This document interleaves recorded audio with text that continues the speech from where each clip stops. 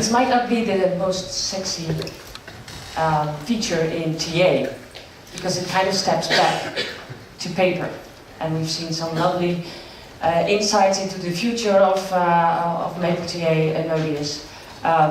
But this one goes a little bit back, and our teachers are very happy with it. In fact, we requested this, and I think it is a feature that you might look over easily.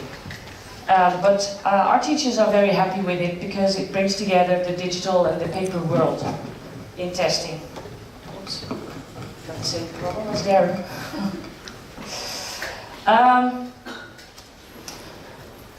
Sometimes things in digital testing are just not handy. Like try having students add a free sketch. First of all, of course, you need like a pad to write it on. But on the other hand, I think all of us have tried to do a free sketch with your mouse, and it looks terrible. And then again, deriving a formula or making a mathematical proof, it requires a lot of formula writing. And okay, you have the editor, but using the editor for all of your response, you might just want to write it down. And on the other hand, we do a lot of essay questions, exams.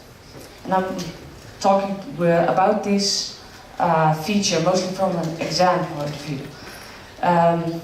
So how do you add a file to a paper exam or a written exam? So that is why we use the scanned document. And though we requested only for the document code type, and I must say I didn't invent it myself. I saw it somewhere online as a feature in a testing system, and I think that's what I would like to have. But as always, the developers took the idea and made it a little bit better, and they also added a document upload. So the student can upload a document by themselves, and they can choose different file formats, and I've added some. You can, on the system level, add the file format you would like to use also, and per test or per response field you will set what kind of document format you will accept.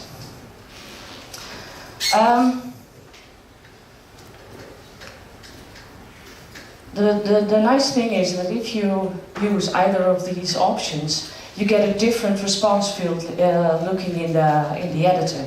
So if you opt for the document upload, you see exactly that it is a document upload, and in the second one you see I ask for a scanned document. So that is something on paper that needs to be scanned and then added to TA. In the preview it will look a little bit different too. So on the upper side you see choose file. So then you go to your directory, you choose the file and upload it. And in a paper situation you need to click a button and you get a document code, and this document code will be used later on to merge the document into TA. I think the file upload is quite simple, but the paper trail is a little bit different. We started out with, perhaps you know, scan software that recognizes your multiple choice forms, and we've had that for ages, those scan forms. So we just rebuilt a new one, skipping out all the multiple choice fields, made an empty box. We could put in an image, so they need to adjust an image, or put down parts of a graph that they need to adjust. The document code will go in the upper right field, the student number, so if a paper gets away from the pile, we can always see what test it was about, what student it was about, and what document code. So we can also add it manually then. So after an exam, the proctors will gather all of the papers, and the teacher will bring it to a desk where we have a scanning system, and it will scan the whole pile in one and creates a zip file containing all these separate PDFs and a reference file for TA to understand what's actually being processed.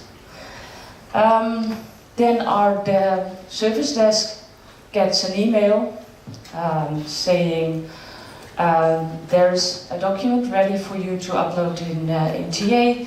They will know what test it is about, and they will do the upload of the zip file. And then they notify the teacher, like, okay, everything is set up and you can start grading now. And this is what it looks like in the gradebook. I think this looks familiar. You can say, okay, I want to have this as a gradable block. That's if you need to look at it and give it a grade. But sometimes it's just for reference. Just making sure that that the student did understand it, or if you can't figure out why they answered something, you can look at the PDF and say, okay, I understand now, and do a partial grading on another field. Then you don't always have to make it a gradable part, and that saves you a lot of time clicking and adjusting a grade. If you want to look at the file, you just click the button and it will open up in a new window, and you can see what they've done. I think this is most used where students need to do a freehand sketch, and we use it in our selection process for students that want to do architecture studies or industrial design, where they need to write a motivation. Why do they want to come to DU Delft and study architecture? And they can add photos, not films, but photos or work they've done previously. And the good part is everything is together in the gradebook. So formally, when we would do that, we would say, okay, create a Google file, and we'll create a link to that. But now it's all within the system, kept nicely together, and the teachers are very happy with it. Just kind of a step back in time, but sometimes that's what needed. That's it. Any questions? Can you also use it as an extra part of your exam, and you can grade it online? Is that possible? Yeah. That you give marks for each part of each question, and then the system adds it up. Yeah. Okay. That's nice. Okay. Because this is the thing, sometimes you need to see the working out right to the question, and it takes too long to manually enter it in such a quite tedious task. That's one of my own problem. Also, I've done it differently, but I didn't have that problem. But do you find that you're overcoming the pupils' misconceptions more efficiently now than you were before you adopted this approach? Because you can pinpoint where the misunderstandings happened, right? Because you've got the working out there, or... Yeah, sometimes it does clarify. So I wouldn't recommend to do it with each question of your text, because then it needs a lot of clicking and opening up and shutting down. But certainly, if you want to have a mathematical proof, this is the way that you can still do it, and all of the other, perhaps that's one or two questions of your whole test. So you can do the combination. So from what I hear, mostly if teachers say, if I cannot do the whole test digitally, then never mind, I'll do it all on paper. And this gives them an opportunity to create a hybrid test, partly on paper and partly digital, and automatically graded. So are you using this to deliver high stakes? Yes. Right. Yeah. Thank you. So it sounds like we are trying to solve the same problem. What we've done at the University of Waterloo is use a product called Crowdmark, where we have an exam with 1,500 students. They write the paper, we send it off, all the papers sent off to graphic services. They're automatically scanned and uploaded into a marking service. And it allows for distributed real-time marking. But it's to solve the same set of problems. So For another occasion, I'd like to see or hear about the marking efficiencies, because that's one of the issues for us.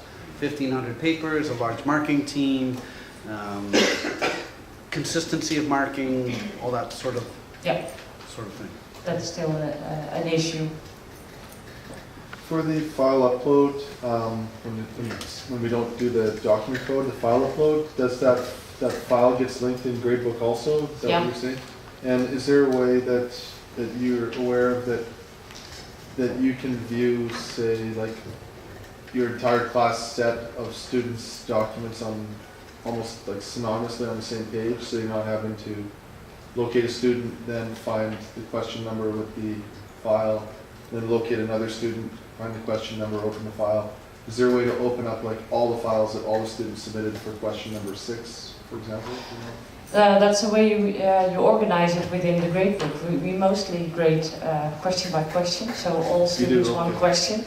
So you see all the students together. You just need to click the button each time, so it's not already visible in the gradebook itself. You need to click it, but they are all together. Okay, that's great, thank you. That's it. Okay. Thank you.